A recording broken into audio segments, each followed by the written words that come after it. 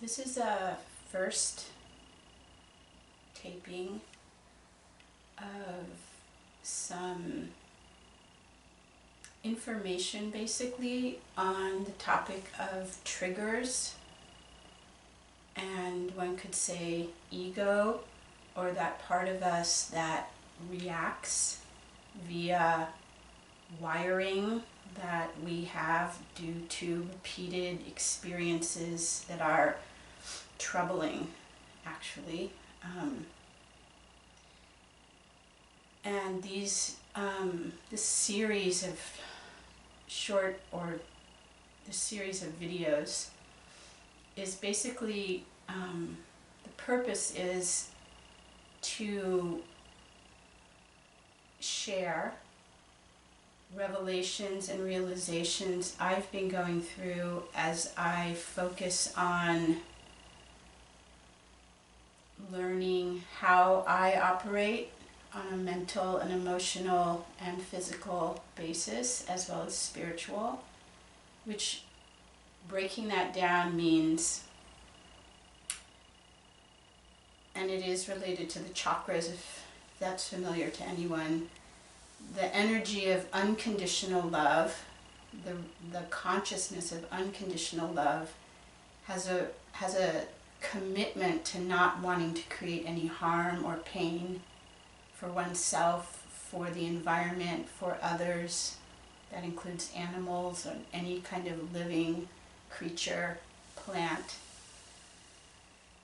as well as inanimate objects such as breaking a window or something like that.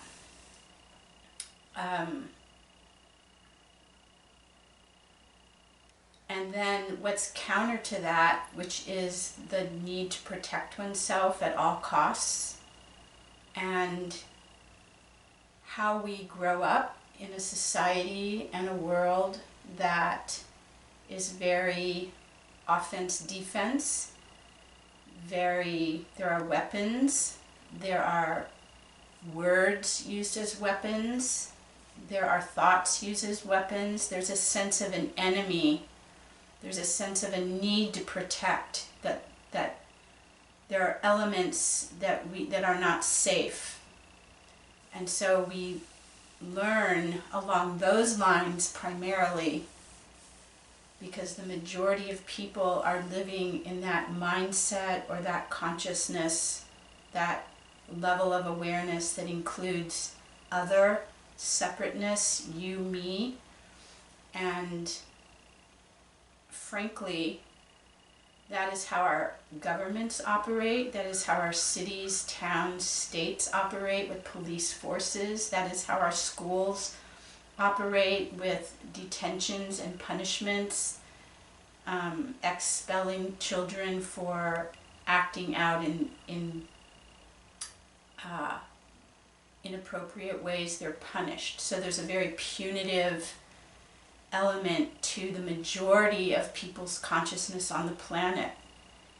Even within families, people spank, people punish, so that, and this leads into all kinds of tendrils, because it's all related, just like all the parts of the body are happening together. It's not a separate operation. So when I start to speak of families operating with punishment, what comes up on the page of learning is the idea of making mistakes.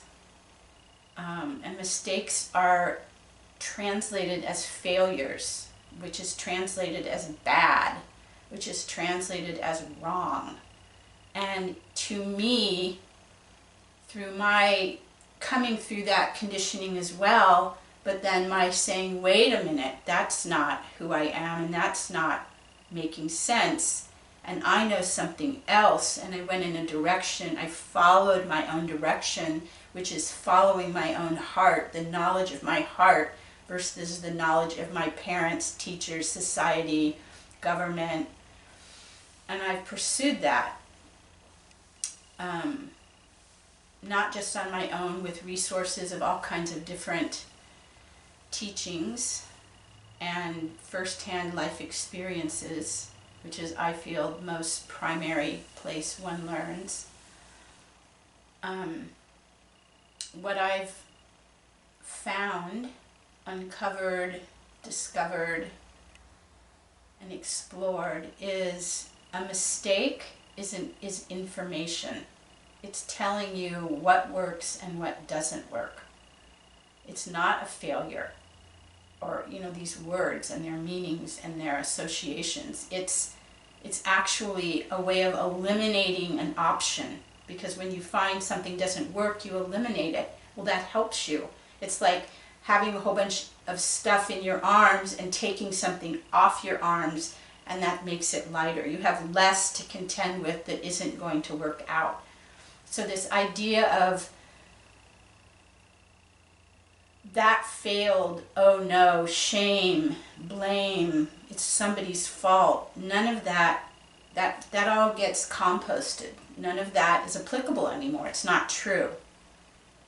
What's true is, and this is my point of view, that wasn't helping. Now I know that. Now I'm discarding it. Therefore, I am a step further. I've progressed in my process of whatever I want to resolve and work out. So there's a lot. This is kind of doing an oral book and sitting down at the desk the very first day to write, because I'm prone to speak. I can write, but anyway, I'm using YouTube as a way to disseminate this because it's so wonderful and I get so much out of it myself. So, here you are watching me write this oral book, because what comes up for me is education and learning and how we learn, which starts, children are learning in the womb. There's an awareness children have, whether it's conscious or not. There's an alive being in there that's responding to what the mother's eating, what the mother's saying, what the mother's feeling, which involves the father and the other people the mother is in relationship with. So there's these experiences going on which are conveying something, some kind of message, whether it's a message of truth or not. So when all of this started erupting in me when I was 17, I made a decision as a senior in high school to start working with the youngest people on the planet, which was babies and toddlers and preschoolers. And so I went to school for that, and it was an alternative. It was at college, it was the university, but it had an alternative view. It was in the days when alternative education was blossoming, and I was right there, and that was in sync with me. And basically a baby is constantly exploring and doing, and that's how we learn. We learn from an experience. So if we have an experience where something doesn't work, we're learning something. It's not wrong.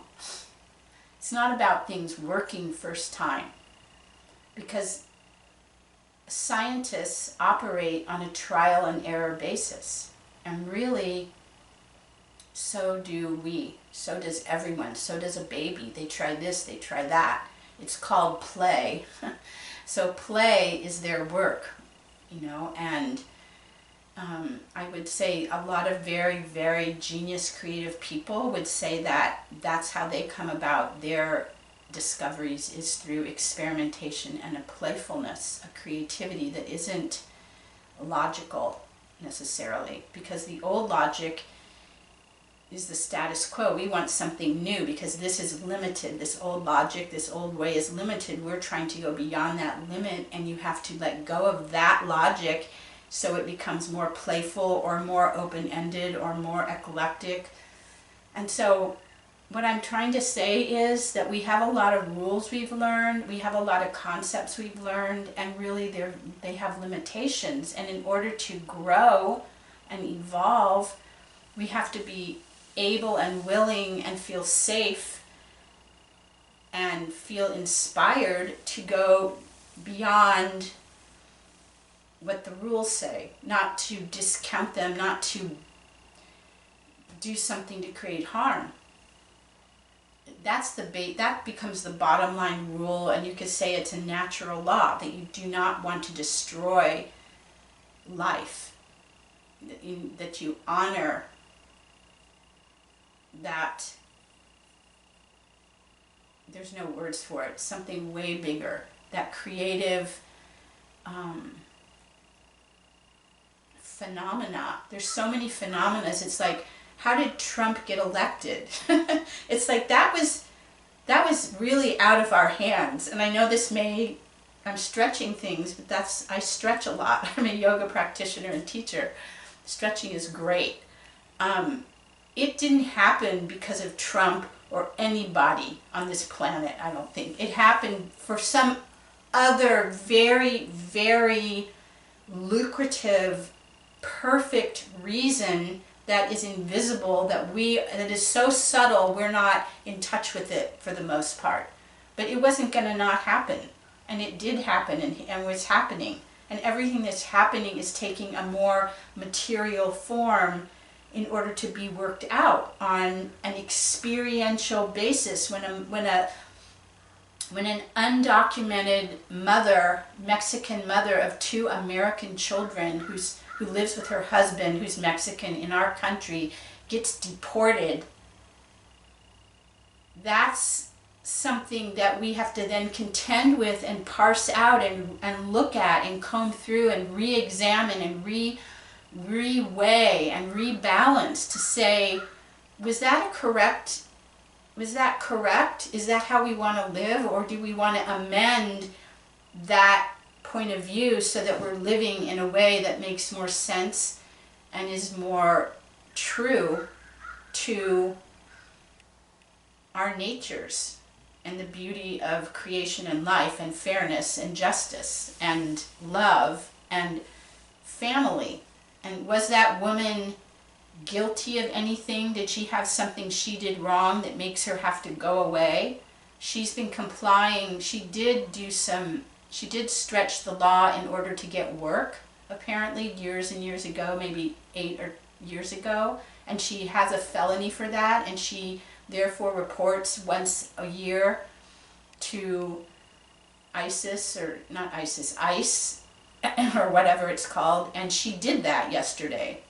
She met her appointment and they took her away. And they broke up a family of 2 teenage girls and a husband and a community. And so we have to then go through this experience. This is an example of experience is the way of learning and inquiry and re-examining, revisiting. And that's what we are involved in right now. We are revisiting a lot of issues in our country and on the earth that we're not finished. And it's not wrong. It's perfect. And that's why Trump is here. So that we can say, how do we really want to live? You upgrade things. Like technology is upgrading our lives all the time. We're getting rid of things that were cruder, less expedient, less efficient, more limited, and we're upgrading to new things, and that is what is going on other levels, even collectively, very collectively. So all of these things, it may seem like I'm going into tangents, but they're all related. They're all examples of one another, and I'm just trying to, it's just happening spontaneously, so I'm not trying, but I'm kind of tying things together and showing you how all this is related and that it's not a mistake. And mistake, there we go, we're back to the word mistake again. Mistake, everything happens because of what preceded it. It's a consequence of what just happened or what happened whenever in the past. It's like a vibration. It is a vibration. It has a movement, and that movement, that wave, has a result, and that creates more. It's an ongoing process, just like a river or the ocean or growing up or dying. It's all part of all these processes, all these stages, all these pieces, in a sense, or moments, present moments. So I'm not even touching the subject I'm getting at because there needs to be background, and that's all fine. So I'm tempted to end this and start another video because I don't want to overdo people's time frames of what they can take in and hear and digest. So I think I'm going to end this, but it's in a series leading up to how we're wired. And I will just go into that a little bit. Because let's say with this woman who's been deported like that, she went to the office, they said tomorrow you're leaving. And so, I mean, that is a very disruptive thing. So what does that trigger in her? What does that trigger in her husband, in her girls, in their friends, in their community? And, you know, they went out and they protested. They stood around the van that she was in, and one person tied themselves to the wheel. Like, they were resisting this motion. And I would venture to say there were triggers going off too. Maybe triggers of fear. I mean, tremendous fear. Maybe triggers of anger. Maybe triggers of grief. So we're wired. Without our saying, okay, I want to get angry right now, we get something in us gets angry right now. And to what pitch is that anger or fear or grief or anxiety? I mean, people have anxiety attacks where they're just, it's like, it's happening to them. It's like having an earthquake going on inside you. That's a result of your wiring. That's a result of experiences that you have been through, and they are repeated experiences. There's a wonderful series that Swami Dayananda did on anger, and in that series, you can see it on YouTube, it talks about how a trigger is created, which is something intense, something upsetting, something painful happens, and it happens repeatedly. And it could be happening between a child and their father. That was his example, that when the father comes home, even the dog runs away because the father really has an anger issue, and he has this, dominating, bombastic, physical. I know somebody who used to go hide in the closet when her dad comes home because he would hit her on the head when he got upset, which was every day. So when that happens that often, that creates a trigger, and that trigger can get stronger and stronger. And because you're operating through that trigger, it can be your mode of surviving a situation that's grave, like the ones I've described, and that's your only option. You haven't learned within yourself, you don't have a resource, and there's no resources around you in what's being modeled.